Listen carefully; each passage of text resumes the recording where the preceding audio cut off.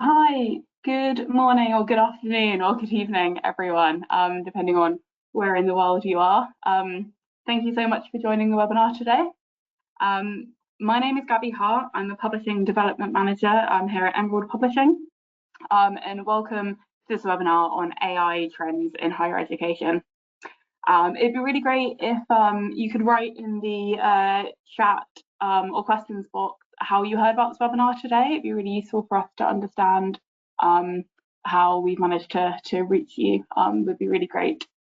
So just a very quick introduction from me, and then I'll hand over to the moderator and the panelists.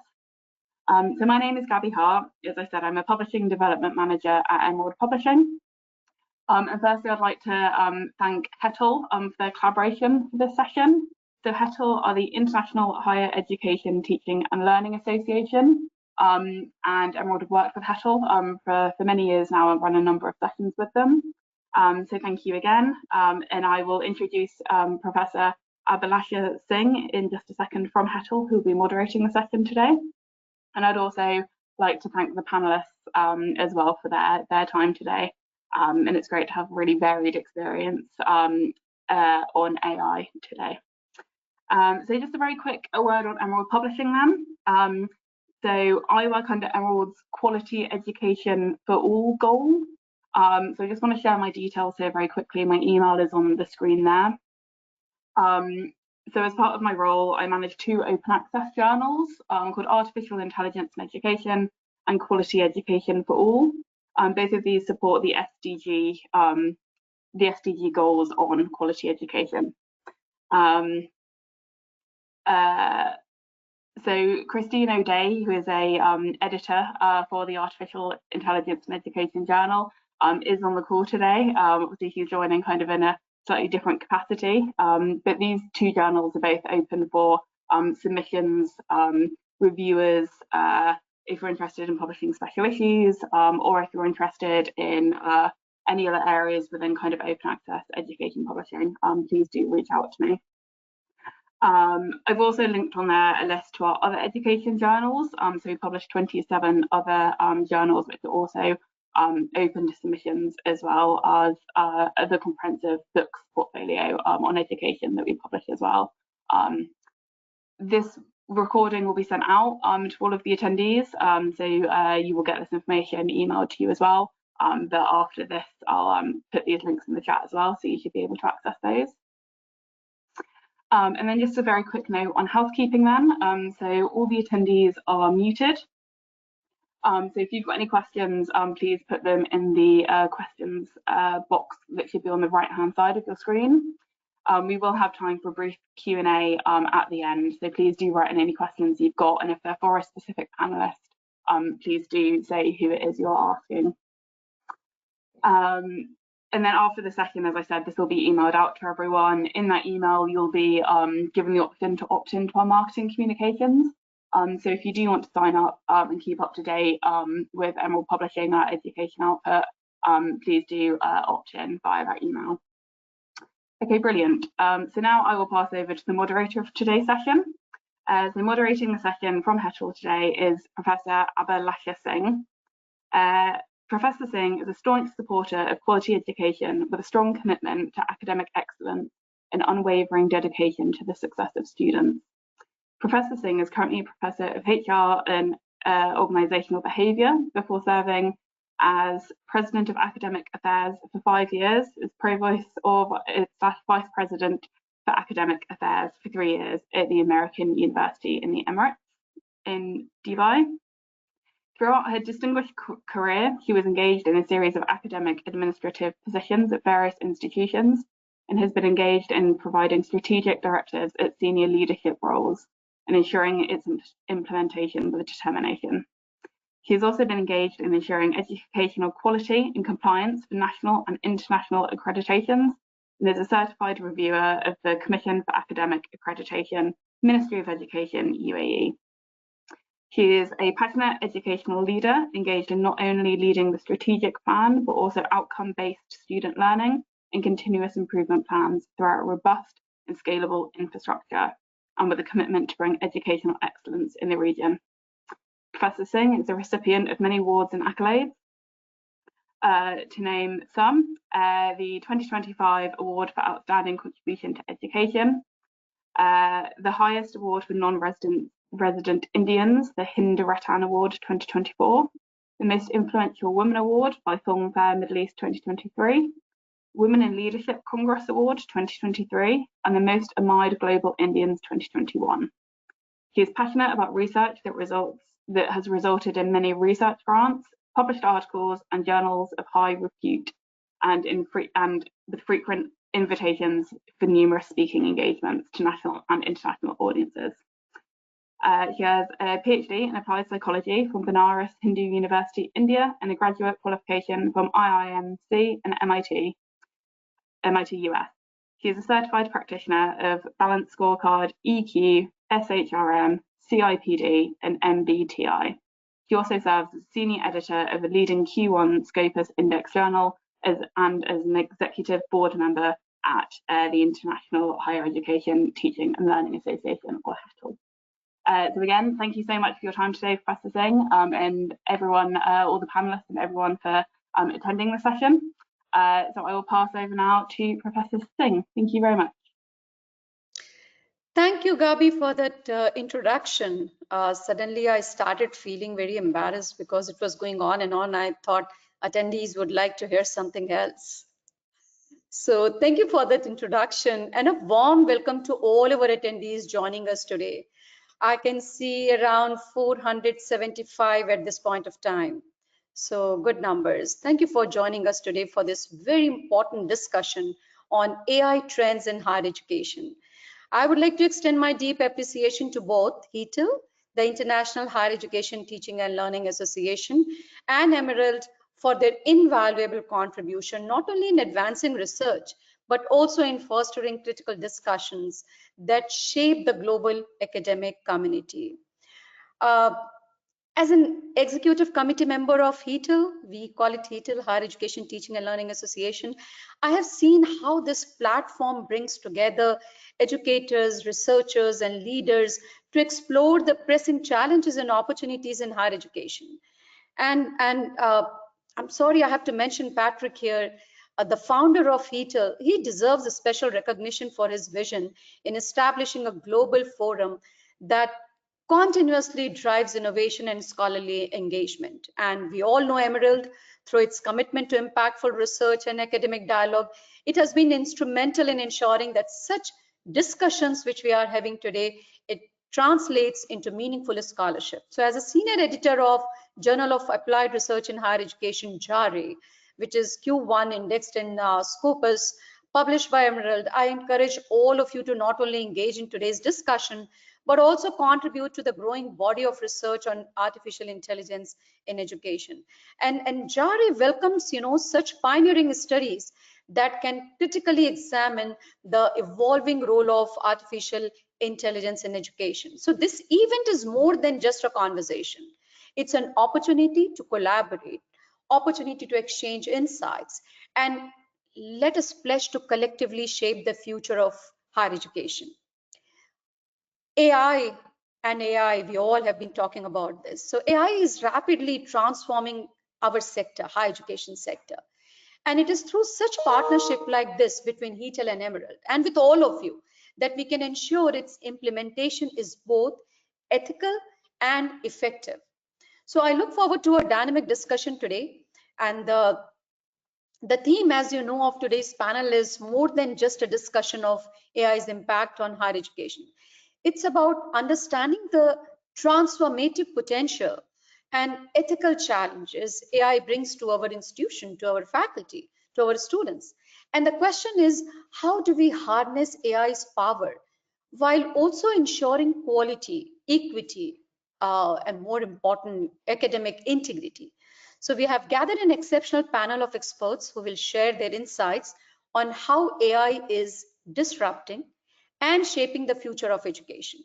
So without further ado, let me introduce our esteemed panelist. We have Dr. John Morawi, an education futurist, consultant, and a speaker with a passion for reimagining learning in a fast-changing world. He's the founder of Education Futures, who has spent over 2 decades challenging traditional education models and pushing for innovative, human-centered approach that harness emerging technologies. I'm sure many of you know about him. He coined the term nomads to describe the boundary-breaking learners who thrive in an interconnected world. Recognized globally, John collaborates with institutions like World Bank to tackle great challenges, important challenges in education. And I know that it is very helpful for the policymakers because his discussion and his support basically helps us to design future-ready learning environments that can spark curiosity, creativity, and adaptability. We are also joined by Professor Marian Hardy, a powerhouse in digital accessibility and equity, working to ensure technology doesn't leave anyone behind. So she's a blend of futurist thinking and real world pragmatism. She bridges the gap between AI, digital transformation, and business education at Durham University. So her work isn't just about complex algorithms, it's about making technology inclusive, useful. So think of her as a tech therapist, advocating for a world where no one gets locked out of the digital revolution, even those who still think the cloud is just about the weather. And then we have Dr. Z Odia. I will prefer to call her Christine. She's an expert in AI literacy and digital transformation at King's Business School, and she's also an academic chair of Circle U's Knowledge Hub of AI.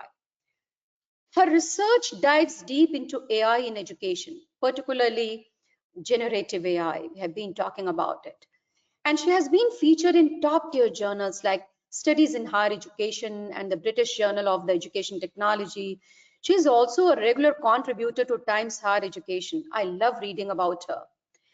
And we have Dr. Ahmed today. Dr. Ahmed Hassan Afridi is an AI researcher specializing in human-centered computing. And his work explores AI-driven recommender system in education. With more than 2 decades of academic experience, he is deeply involved in AI, user experience research, and smart transportation system. As program director for BS in Artificial Intelligence, he plays a key role in curriculum development and also mentoring future AI innovators at the Institute of Management Sciences in Peshawar. So let's start with John Yu. What are the most significant AI trends currently shaping higher education? I mean, I'm curious to know what's the most unexpected way AI might transform higher education. Is there something we are not even talking about yet? John, over to you. Okay. Well, first of all, thanks for hosting this this conversation here. I think that since Hito is such a partner in this, I think we just need to really focus on what this means for students first and foremost. So let's think of 3 things. The first one I would say personalized learning and assessments, like feedback, right? Because now we can have adaptive systems that create customized content and pacing. And this is especially in areas that don't quite have high amount of resources. Low resource environments where experts are not always present to provide feedback or even instruction. From university management, we've got predictive analysis for student retention, right? So we can identify at-risk students early. We can enable proactive interventions, early detection mechanisms, and this really helps to improve retention rates. And then I think we also have, what we view as enhanced research capabilities, and we're going to see where this really goes. That tools help us really work with data a whole lot better, find patterns, models, and simulations. And so this is supposed to help us improve the quality of research. But for me, the thing that was really surprising is the speed at which that AI is transforming and even replacing entire fields within higher education.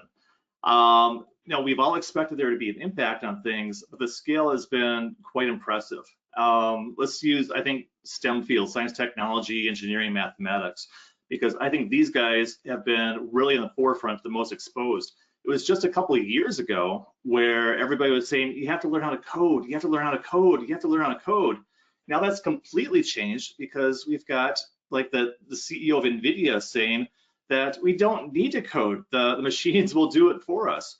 And that's a profound change. And I think it presents a huge challenge to universities who invest so much in this, but are also struggling to keep up with the world that's around them.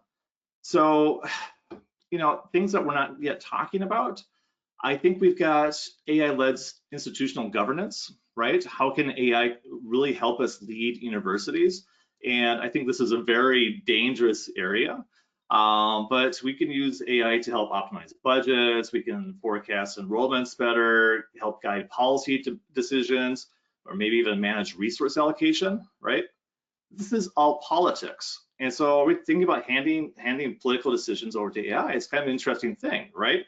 That's a potential power shift in dynamics university and transparency in how we do things.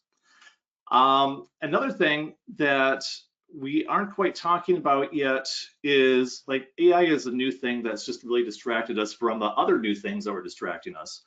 And I think that we have to start thinking about how we blend in with those other technologies. Let's like think about blockchain, for example, right? Like blending AI with blockchain can help us redesign how we handle credentialing and lifelong learning, right? We could create micro credentials or profiles that update automatically as students gain new experiences, skills, micro skills, etc. And one way to kind of think about this, you know, with automated institutional governance, integration of these other technologies, are we looking at the end of the modern university itself, right? It's dissolving traditional learning boundaries, administrative boundaries. There's a potential to decentralize things, so that's kind of interesting.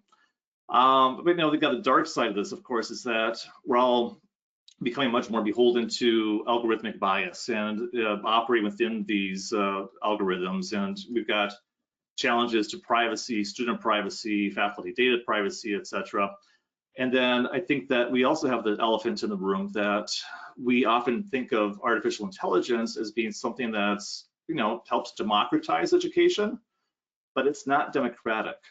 And so we're increasingly relying on commercial platforms that really create the risk of us ceding control of our curricula, our practices, faculty management, etc., over to corporate interests. I think that was just a word salad. I mean, it's 7 a.m. over here. That's a fascinating perspective. I mean, it's clear that AI is evolving in ways that we may not have even anticipated. So if I have to conclude, I mean, I can just say probably that it requires institutions to be more adaptable. I mean, we are calling for probably resilient institutions. So John, I have a question, but I will come back to you in a while. Marian, what John said was really fascinating. So what do you think? Will AI make degrees and traditional learning pathways obsolete? If skills and knowledge can be verified in real time, do we still need traditional higher education as we know now? What do you think, Matt? Good question. I guess to bounce off John's perspective here, which was brilliant, is that AI is already doing that, right? So I teach across undergraduate and postgraduate and online and in-person pathways, and every single level, everything's getting shaken up. So obsolete, you know, perhaps not entirely, but definitely fundamentally changed, all right?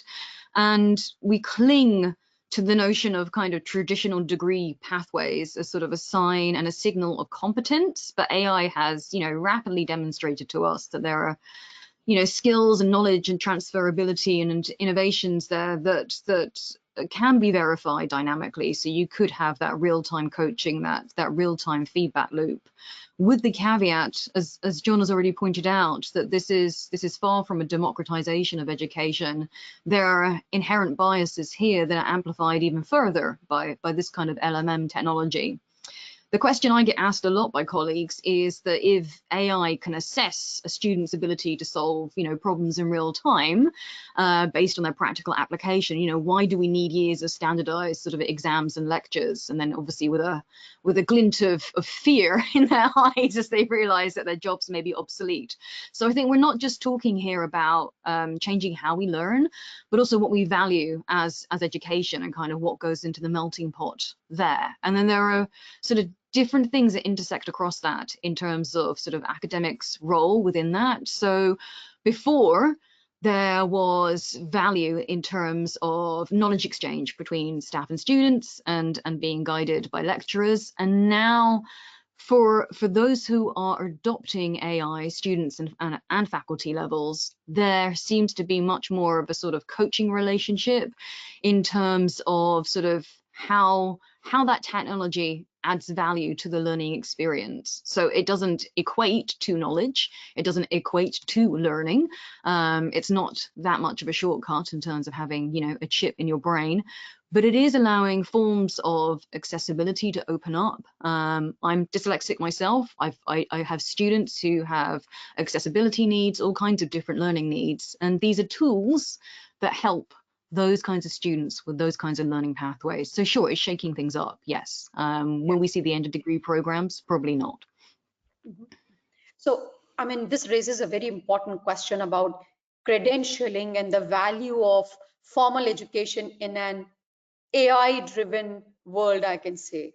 So let me ask Christine now. Christine, if we were designing a new university today from scratch in an AI-driven world, what would it look like? Would it even resemble what we call a university? Yeah, thank you very much. So I quite like the answers provided by the two panelists here already. I think I just build on what they have explained already. Personally, I think, and I sincerely hope, I don't think we will be replaced by AI just yet. From my point of view, really, but I think we do need to make changes in the higher education sector. Probably potentially our role going to change, become just an educator, more to facilitate, probably using the support of AI to enable and support students to do the fundamental learning themselves. And we are again providing a more of a scaffolding support to begin with, set out the tasks, getting students to do the learning, the basic learning themselves, because AI, at least we're not really achieving the strong AI stage yet, and so they can't really, AI doesn't really do the thinking, doesn't have a creativity. I think for us, maybe the teaching, the focus support to facilitate them really is to implement what they have learned as a fundamental knowledge, and then to convert that into solutions to help them develop this kind of critical thinking, higher level critical thinking, problem solving skills, and reacting to real life scenarios.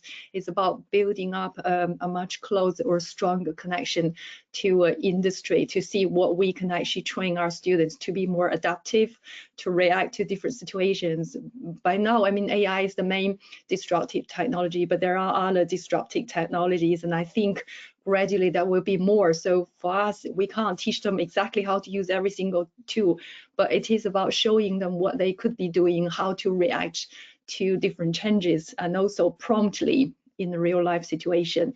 And frankly speaking, I think AI, within the way it's being developed, can provide quite good services, acting maybe like a personal tutor insert to certain level, and then to actually provide a personalized learning environment if possible in future as well. So I think the higher education in general, we still will be there to provide support and teaching and leading, guiding, training all together, but the way we deliver teaching, I think it will need to be changed, but not in short period of time, but I think that might be the future would look like. Thank you. More from faculty, we will become like a facilitators. I really enjoyed listening to you. I mean, the idea of reimagining the university model is intriguing, basically. And sometimes to us, it pushes, to think beyond the legacy systems which are there. Let me ask Ahmed, Ahmed, what if AI becomes the primary producer of academic research? Would that make human scholars like us irrelevant, or would it open up new intellectual frontiers? So what do you think, how is AI transforming academic research? Thank you very much for the invitation, and it is very enlightening to listen to esteemed panelists. Artificial intelligence is obviously the next frontier that higher education institutions should be looking forward. Human scholars would remain crucial for interpreting, validating, and contextualizing the artificial intelligence generated research. But again, as we say, it is going to be student-centric, the human-centric artificial intelligence of application. For example, we are seeing shifting of roles, acquired roles, that will make the research specifically in higher education sector much more faster. For example, we had Google Scholar for quite a long time, but slowly and gradually, when we had technologies such as recommender systems, related articles, I myself was part of development of recommender systems for quite a few universities. And what I noticed was that there was a decreased pressure of work on the faculty and researchers and involvement of AI. Having said that, we are not just living in the age of artificial intelligence, but generative AI.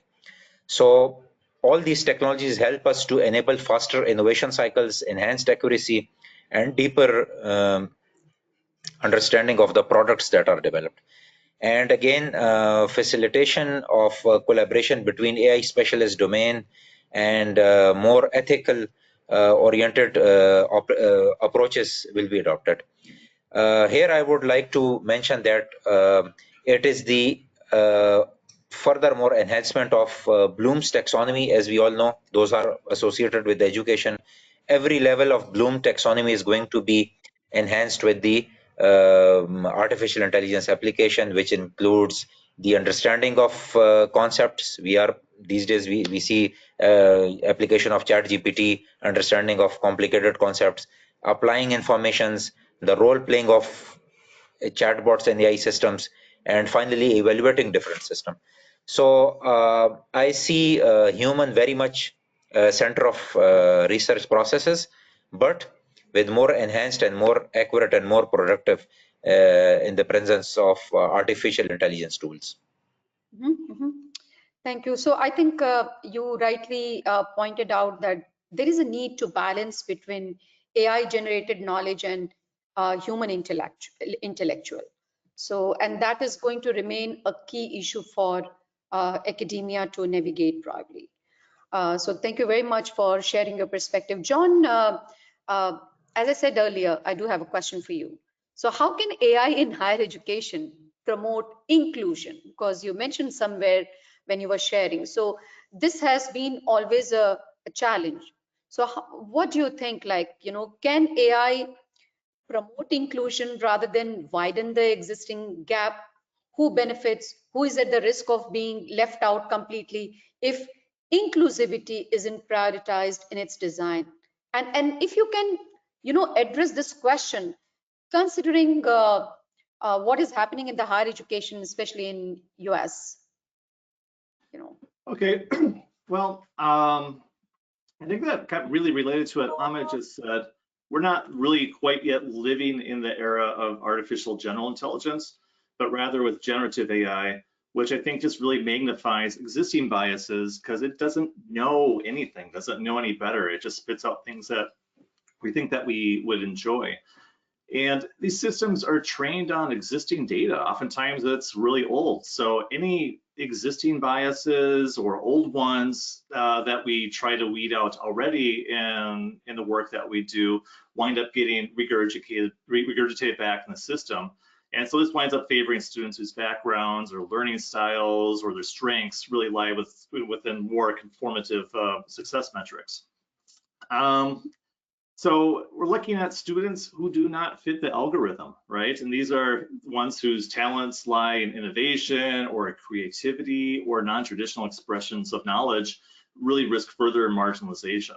And there's a lot of literature on this already, and I'm just thinking about it now. I'll post it in some of the stuff in the chat if it's useful for anybody, because there's a lot of it from a systemic perspective I think is really good. But for the purpose of this conversation, I think that the bottom line is that there's no way that the world is turning away from AI, right? We're not going back. There are many problems. It doesn't serve everybody. The data can be really bad, and we can wind up with greater disparities if we don't let these risks go unchecked. So I think that from university administration standpoint, I think that we have to do, the first thing we have to do is perhaps impossible. And that is, we need to audit AI tools for equity, right? And the question is, how do we audit tools that we do not understand? Even with the AI experts, we just don't understand this stuff very well. To audit this stuff is going to be very difficult. But we need to get into a continuous improvement process to really assess these applications that we're using and to detect and correct any biases that we have, and just to ensure that we support students rather than really undermining any sort of inclusive educational outcomes. Another intentional thing that we need to do is make every effort that we can to diversify the data that we bring in as well. So as much as we want diverse students, diverse faculty, diverse people, but the data side that we're working with also needs to be much more diversified, and also the design teams working on how we integrate these data in. So it's really improving the data sources and involving as many stakeholders from, say, underrepresented communities as we can in the development of these systems. And then the last one is, to get out of these rigid pathways, I think that oftentimes we have within higher education or any level of education, is to really find ways to implement flexible learning pathways and using AI to offer more personalized and adaptive educational experiences that really recognize and cultivate the very strengths that we have, right? So if you're and find ways to really use AI to emphasize development of creativity, innovation, and alternative forms of academic success, because these are the same skills that also help us succeed outside of universities as well. Yeah, it is very important when it comes to, and especially the personalized, giving a very personalized education experience to all the learners. Yeah, I completely agree with that. And yes, so inclusion should be at the core of AI deployment, I think, or else we are going to risk the existing inequalities, I can say. So yes, so let me ask Ahmed here. So Ahmed, what are the challenges institutions usually they face when they have to adopt AI tech in higher education? And how can they overcome such obstacles? Like, how do we ensure that AI unlocks human potential rather than just optimizing administrative efficiency? So we don't want to only talk about like AI can help us to optimize administrative efficiency. Like how AI can unlock the human potential. So first of all, there are two, going through the stakeholder analysis, two major stakeholders, the faculty and the students. So from that point of view, as I was myself part of developing AI applications for higher education sector, what I have realized is that the universities should encourage more and more prototypes and soft AI application deployments in initial phases, so to get continuous feedback and the effects of integration into the systems. Second is that since we have faculties and researchers they were part of the IT or at the time of IT revolutions, but now as we are seeing that the rise of artificial intelligence, they have to realize and see the application and the manifest of artificial intelligence into the higher education sector. So until unless both of these stakeholders are not part of the system, we are not going to see a lot of progress. Second element that is more important is that interdisciplinary collaboration between technologists, educators, psychologists, and students for a more holistic approach. As we see that most of our inspiration that we are getting is from the private sector, ChatGPT, DeepSeek, or tools like these general purpose tools are being applied to the different education sectors and different level of education. But until unless they make their way from the top to the junior most student level, from the faculty to the research, and then people are able to somehow, as we in the in the computer science terminology, we call it A/B testing. You know, you have both of these systems in place, that with and without artificial intelligence. So when we go through that approach, that is only way that we can have a very quick adoption of artificial intelligence and a more inclusive, more feedback oriented, more equity and inclusion in the system. And then it is seen as a strategic investment in the university, not as just a deployment of some technology, but as a strategic step towards the next generation of higher education. I mean, very interesting, because you know, a couple of points which are so crucial. Like one of them is interdisciplinary approach, Yes. taking support from the private sector, and then conducting a pilot study. So I mean, these are really good suggestions. So I think AI should be a kind of tool for empowerment, not just automation. So very well said. Let me go to Marian again, and let me ask Marian that if if AI determines what students learn and how they learn, and who get access, right? So who controls the algorithms? Should universities have the ownership and oversight of their own AI systems, or does that responsibility lie elsewhere? Another good question. So the sociologist in me wants to ask, should AI determine what student learns? And it probably shouldn't, without some kind of intervention there at the level of education and sort of benchmarking.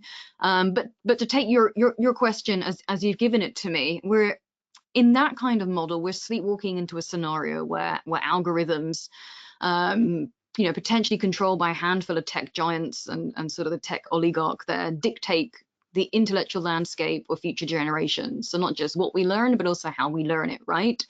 And as we've already established through the conversation here, this is not a level playing field, far from it, all right? I've recently been writing a book about this with my co-author, Samar Ard, and it's coming out next month, actually.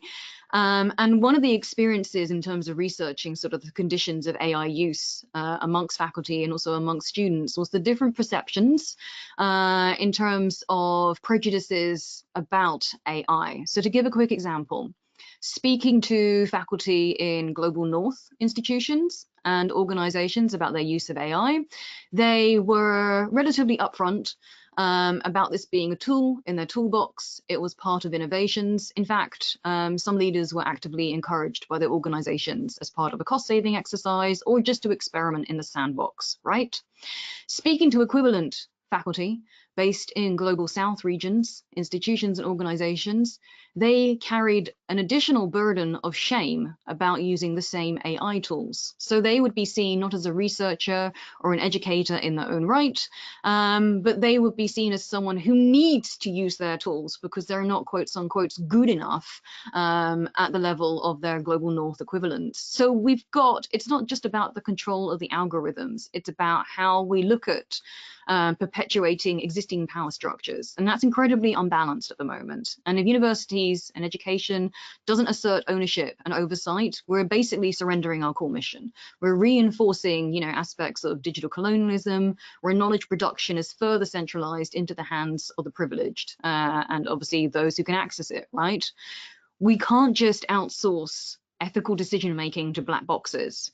We need to be building our own systems, checks and balances, designed with our values, with a deep understanding of some of the ongoing inequities and the points of accessibility that are needed to properly use AI. So this means building systems that recognize, you know, value, diverse knowledge systems, and not just those privileged by sort of Western traditional academic values. Policymakers need to be involved in the process, not just to regulate, but to actively dismantle the digital divide and support development of AI infrastructure that includes social and cultural perceptions of using the algorithm. So not just being used by the algorithm, but having an awareness of how we are using it and how we take that forward with us. This is a great message for all the policymakers as well. So thank you for pointing it out. I mean, I strongly believe that this is such a critical governance question, because control over AI has, major implications, as we have mentioned, also for institutional autonomy, for academic freedom. So there are so many points which we can cover. It can be a full day debate on this. Let me go back to Christine. Christine, I'm still not very clear about academic publications. So what do you think? What is the impact of Gen AI on collaborative writing in academic publication? Should there be a legal consequences for the unethical or inequitable use of Gen AI in research? Yeah, thank you very much for the questions. I think similar to students, I mean, students, we know the academic integrity is such a big thing, isn't it? Gen AI and assessment is always a very popular topic in the last probably 2 to 3 years. And I think similar rules really should be applied to academic writing publication, to academics as well. I personally have been in that situation a couple of times, despite my research areas in Gen AI. So prior to Gen AI, as we know, that people contribute, we always write in groups with different collaborators, and we trust each other, you build relationships. But then you can't guarantee your co-authors, your collaborators don't use Gen AI to produce content. It is a quite difficult question that I personally don't really have the clear answer to it. I mean, it really put myself in a difficult position, because you can tell that the certain content produced by one of your co-authors is quite clearly written by AI. But what you're going to do if you are the lead author, then you think about the collaboration. How can you actually inform people? And when you know the content was actually written by AI, how do you actually solve the problem? So for me, it's easier just to set clear rules at the beginning, just trying to reinforce the the importance of not using AI to produce the written work. But apart from that, I had to spend lots of extra time trying to rewrite the whole thing, because it just doesn't look right. But and also for the references, we know that you shouldn't be using AI to generate references, but people do, including academic researchers. So that also put you in a very difficult position, because then you got to go back and to make sure all references are genuine as well. So I think that's probably the challenge all of us need to think about when we work with people. Who should we be working with, even with the people that you have trusted, you worked a long time, in this kind of a collaborative relationship. So that's a kind of a question that I think it will be worth being considered by all of the researchers. In terms of those legal consequences, as Gabi mentioned, I'm the co-editor-in-chief for the artificial intelligence in education. We haven't really had the experience of challenges, but I've done previously with other journals as well, and I've been in talk with different publishers as well. I think so. Please do correct me. I mean, we have publishers here. I don't really think we have any sort of legal kind of rules really to legally bound to require people. Obviously, for this kind of dishonesty, we normally just, if there's any publication we consider not genuine, you basically just to reject or kind of remove them. You inform the author. That's about it. But outside that, nobody gets informed. So there's certain rules. Well, in theory, the sort of university should be informed, of your department at least, but I think in reality it doesn't happen like that. So there's sort of not really legal kind of bonding here, or consequences need to be considered. I think that's also quite a quite important challenge, because Gen AI tools make it so easy for people to copy and paste things when there's no kind of a serious consequences. In a way, personally, I feel in a way it kind of making it quite challenging, or when to stop people from using this kind of tool to produce content, in particular when AI detects it's not really doing the job. We can't trust that kind of a detector anyway. So I think that's just a set of questions need to be considered by authors and also publishers as well. Thank you. It is indeed a very challenging question. So what I can say is, like, ethical AI use in research is still an open area where clear policies are, I can say, still evolving.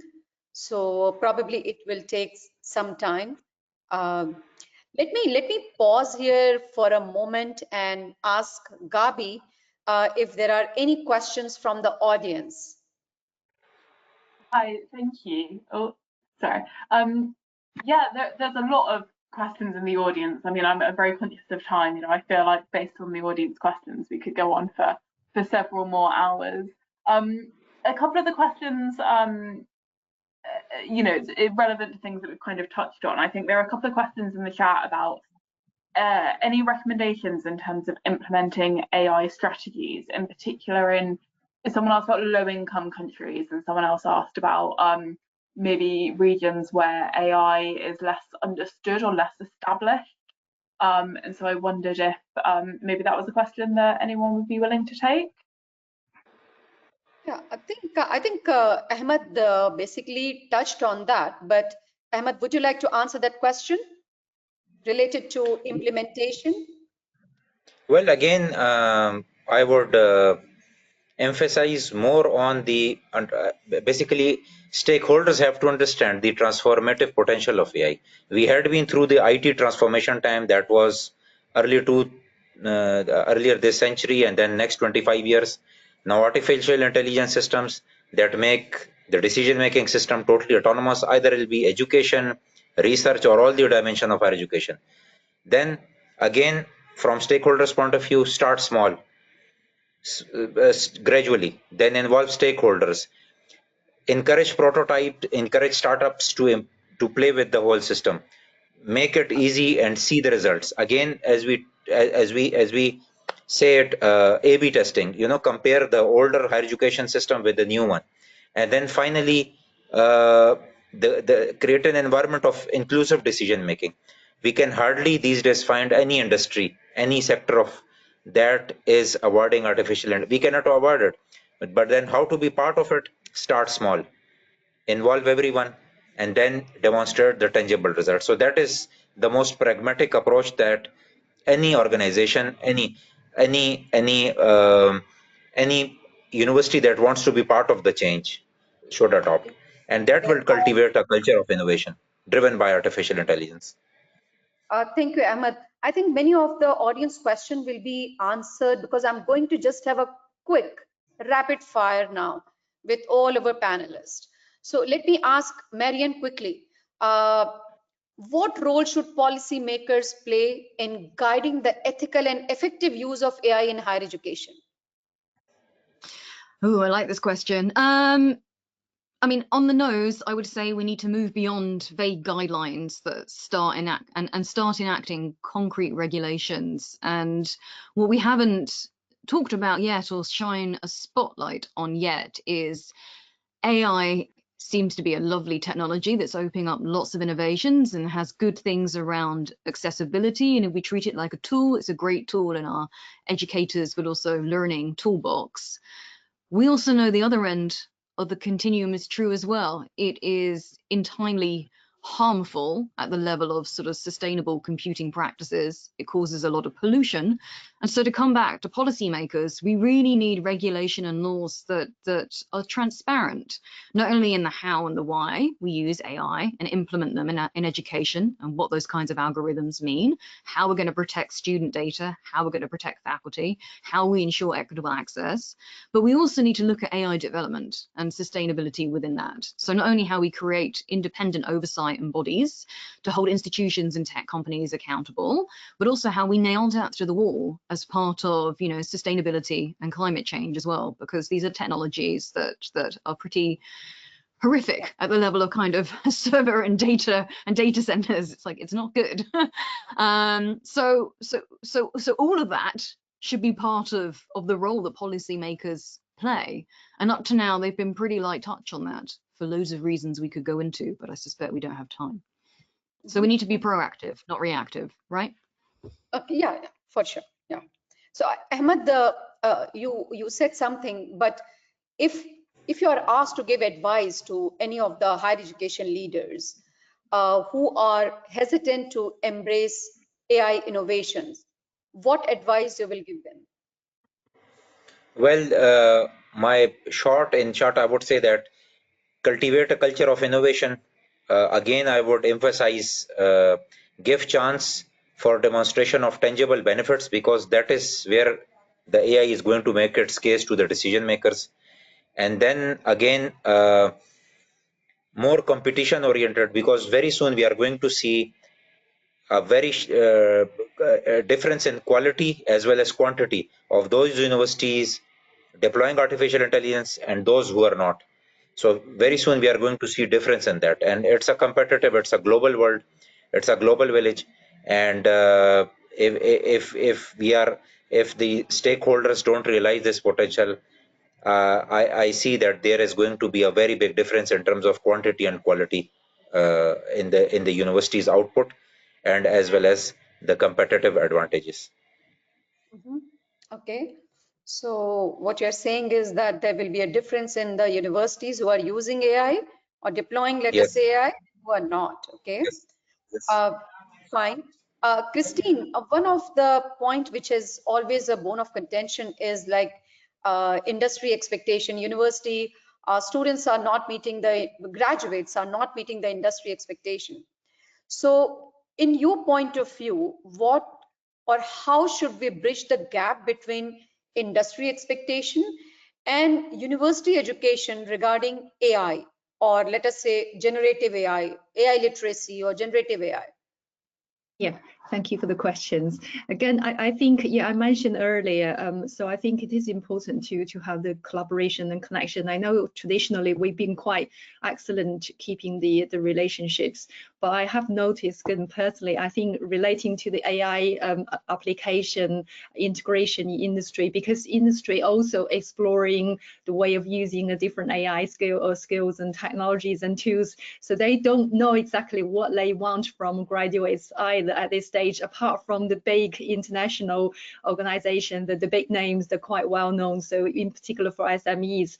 So I think in that way, just combined to what I explained earlier about the facilitator role, maybe in future when we're looking at the new way the universities can operate, maybe it's about working with industry in a way to better understand what they really want to develop the skills from, from our graduates, and then to look out, put out some real world challenges to prepare them during the university time a bit better. So through the use of the various of tools to solve the challenges that they can actually use in the industry, and also from that point, industry would better understand what universities can do in terms of supporting graduates to develop the skills. And also there's been a lot of frameworks proposed, including the one that I proposed as well. And I think for whatever kind of a literacy level we're looking for, but the key thing, I think it is important to understand, to have the basic understanding, knowledge of how AI works, not just limited to Gen AI.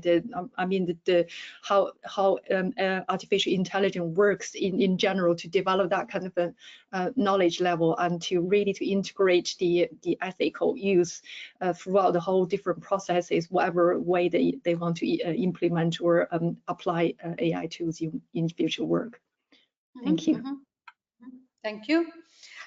John, I always dream about like what will happen after 10 years, 20 years with this AI. So if you could fast forward 10 years, what would you want AI's role in higher education look like? That's a tough question. I mean, will we have universities in 10 years from now? Right. I mean, higher education already can't keep up with today, and this is a really big problem. And to Marianne's point, I think there are very different perspectives on this in the global north and the global south. Sorry. It seems to me that there are actors who are working hard to use AI as an excuse to place control or perhaps shut down higher education. And this is particularly true where I'm at in the United States right now. That said, I think that very few universities or very few industries change as slowly as education, right? So I think we can scale back a little bit and be more hopeful. I really envision AI's role in higher education as evolving to something that's more deeply human-centered, something that's more flexible, something that's more empowering. And higher education has always been a human-centric, labor-intensive, messy industry, right? It's expensive, it's political, and I think that for the first time, we're seeing this paradigm shift a lot. Oh, sorry? I said it is supposed to be well structured, but it is messy. It is messy. Higher education's a messy place. But I think that universities need to return a focus on attending to the developments of humans and human knowledge. That we're so obsessed with technology right now that we risk really forgetting the outputs. So I think we have to start thinking about this stuff, especially in places like where I'm at. It's not about economics, it's not about control, but it's about really attending to human experience as best as we can. And so there's always hope in there. Thank you. Brilliant. Fascinating again. Gabi, is there any one compelling question that you have noted and you would like to bring forward? There is one that I thought was really interesting that I don't think we've covered just yet, and I'm trying to find it now. Bear with me 1 second. I think the gist of it really was just kind of, are there any comments in terms of the absolute kind of massive energy requirement that is used by AI, and kind of how do we reconcile the benefits of AI against that kind of sustainability agenda? I don't know if anyone's got any kind of comments on that or ways to mitigate that at all. John, would you like to comment on it? Sure.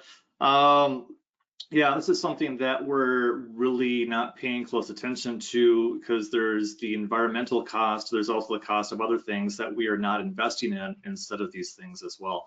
And so this is a conversation that higher education needs to lead rather than being responsive to. Okay. I'm a little mindful of time as well, and I've been taking notes. So first of all, thank you all for those thought-provoking reflections, I can say. It's evident that AI in higher education is not just a passing trend, but a transformative force, that is going to define in future how we are going to teach, what we are going to teach, how the learners are going to learn, how they will engage with knowledge, everything. I mean, if Ahmed's insight on encouraging, hesitant leaders to embrace AI highlight the importance of having a very open mindset, institutional readiness, pilot study. Marian's perspective was so important on policymakers, especially, because it underscores the critical need for kind of ethical guardrails and responsible governance to ensure that AI serves to all learners, equitably. And then Christine brings her thought also on bridging the academia and industry, which reminds us that AI literacy is no longer optional. It's a necessity for the higher education sector, for the students, for faculty. And John, your vision for the next decade challenges us to proactively shape AI's role in education rather than passively react to its developments. So as we move forward, it's clear that AI's impact will be determined by the choices we make today, whether we use it to augment human potential or foster inclusion or enhance learning experiences or allow it to create new barriers. But yes, the responsibility lies within us as educators, as researchers, and as leaders to ensure that AI is harnessed thoughtfully and strategically. So with that, I want to extend my heartfelt thanks to our esteemed panelists for their invaluable insights. I really enjoyed. To our audience as well for their engagement. I can see that there are more than 530 participants who were engaged here. Also to Hetal and Emerald for making this discussion possible because they took the initiative. The conversation on AI's role in education doesn't end here. It's just the beginning. AI is here to stay. So the question isn't whether we will use it, but how we will shape it to benefit students, faculty, and institutions. So let's continue exploring, questioning, and innovating together. Thank you all. Thanks a lot.